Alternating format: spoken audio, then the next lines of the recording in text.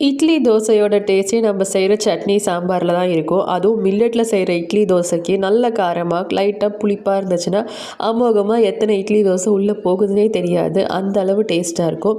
அந்த மாதிரி வேணும்னு நினைக்கிறவங்களுக்கு இந்த ரெசிபி ட்ரை பண்ணி பாருங்கள். ரொம்பவே ருசியாக இருக்கும். அதுக்கு முன்னாடி நம்ம சேனலை சப்ஸ்கிரைப் பண்ணிட்டு பெல் பட்டன் கிளிக் பண்ணுங்கள். அப்படியே போகிற போக்கில் லைக்கும் ஷேரும் பண்ணிவிடுங்க. இதுக்கு நான் ஒரு பாத்திரத்தில் 1.5 ஸ்பூன் போல் எண்ணெய் ஊற்றிக்கிறேன். காரத்துக்கு தகுந்த மாதிரி மிளகாய் போட்டுக்கோங்க.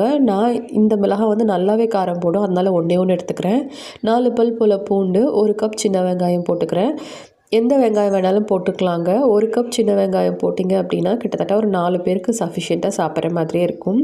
நல்லா வதக்கினதுக்கப்புறம் தேவையான உப்பு போட்டு ஒரு புளியங்கொட்டை சைஸில் புளி போட்டுக்கோங்க. போட்டுட்டு நல்லா அரைச்சிக்கலாம். தண்ணீர் வந்து ரொம்ப கம்மியாக ஊற்றுங்க. இதுக்கு ரொம்ப திக்காக இருந்தால் தான் நல்லாயிருக்கும், தண்ணியாக இருந்தால் நல்லா இருக்காது. எப்பயும் போல் ஒரு தாளிப்பு கடுகு கருவேப்பிலை போட்டு கொடுத்துருங்க. அப்படி இருக்கும். ட்ரை பண்ணி பார்த்துட்டு சொல்லுங்கள். Tata bye bye.